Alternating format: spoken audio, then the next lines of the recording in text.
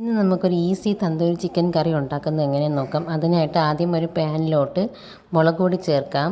2 table spoon മുളക് പൊടി ചേർക്കാം. 1 ടേബിൾ സ്പൂൺ മല്ലിപ്പൊടി, അല്പം പെരിഞ്ചീരകം ചേർക്കാം. പിന്നെ 1 ടീസ്പൂൺ ഇഞ്ചി വെളുത്തുള്ളി പേസ്റ്റ് ചേർത്ത് കൊടുക്കാം. ഇനി ആവശ്യത്തിന് നമുക്ക് സാൾട്ട് കൂടെ ചേർത്ത് കൊടുക്കാം.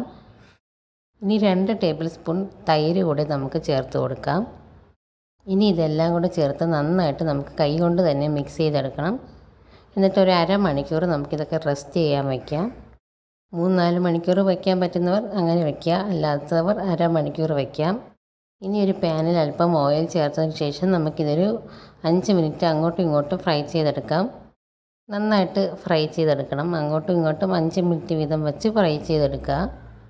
ഞാൻ അടുത്ത സൈഡും ഇതുപോലെ മറിച്ചിട്ട് കൊടുത്തിട്ടുണ്ട്. അത്യാവശ്യം നന്നായിട്ട് മുരിങ്ങി വരുമ്പോഴത്തേക്കും നമുക്കിതൊക്കെ കോരിയെടുത്ത് മാറ്റിയിടാം. എല്ലാം നന്നായിട്ട് മുരിങ്ങി വന്നിട്ടുണ്ട്. ഇനി വേറെ പാത്രത്തിലോട്ട് മാറ്റിയിടാം. എണ്ണയോടുകൂടി മാറ്റിയിടണം. എണ്ണ നമുക്ക് ആവശ്യമാണ്, അതുകൊണ്ട് എണ്ണയും കൂടെ ചേർത്ത് വേണം കോരി മാറ്റാൻ. വേറൊരു പാത്രത്തിൽ ഓയിൽ ചേർത്തതിന് ശേഷം നമുക്ക് ജീരകവും കറിവേപ്പിലയൊക്കെ ചേർത്ത് കൊടുക്കാം. അതിന് ശേഷം നമുക്ക് സവാള ചേർത്ത് കൊടുക്കാം. ഒരു 3 മീഡിയം സൈസ് സവാളയാണ് ഞാനിവിടെ ചേർത്തിരിക്കുന്നത്. അത് ആവശ്യത്തിന് ഉപ്പും കൂടെ ചേർത്തതിന് ശേഷം നന്നായിട്ട് വഴറ്റിയെടുക്കാം. ഇനി ഇതിലോട്ട് 1 ടേബിൾ സ്പൂൺ ഇഞ്ചി വെളുത്തുള്ളി പേസ്റ്റ് കൂടെ ചേർത്ത് കൊടുത്ത് ഒന്ന് അതിൻ്റെയൊക്കെ പച്ചമണം മാറുന്നവരെ വഴറ്റാം.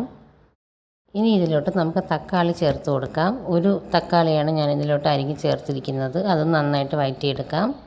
ചെറിയ തക്കാളിയാണെങ്കിൽ 2 ചേർക്കാം, വലുതാണെങ്കിൽ 1 മതിയാകും. ഇനി ഇതിലോട്ട് മുളക് പൊടി 1 സ്പൂൺ മുളക് പൊടിയും 1 സ്പൂൺ മല്ലിപ്പൊടിയും പിന്നെ അല്പം ഗരം മസാലയും കൂടെ ഇതിൽ ചേർത്ത് കൊടുക്കാം.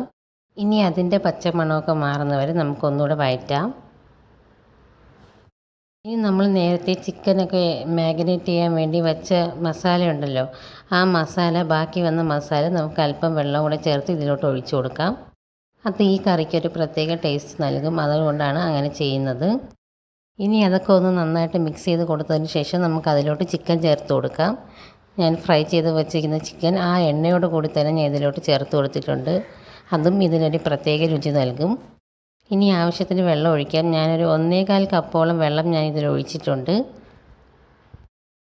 ഇനി ഇതൊരു 15 മിനിറ്റ് നമുക്ക് അടച്ച് വെച്ച് കുക്ക് ചെയ്യാം.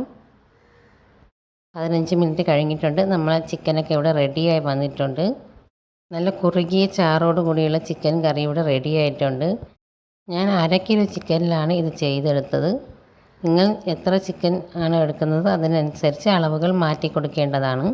ചേർക്കുന്ന ചേരുവകളുടെ അളവ് നിങ്ങൾ എടുക്കുന്ന ചിക്കൻ്റെ കിലോ അനുസരിച്ച് മാറ്റി കൊടുക്കുക. 500 ഗ്രാം ചിക്കൻ കറിക്ക് ഈ അളവിൽ ചെയ്താൽ കറക്റ്റായിരിക്കും.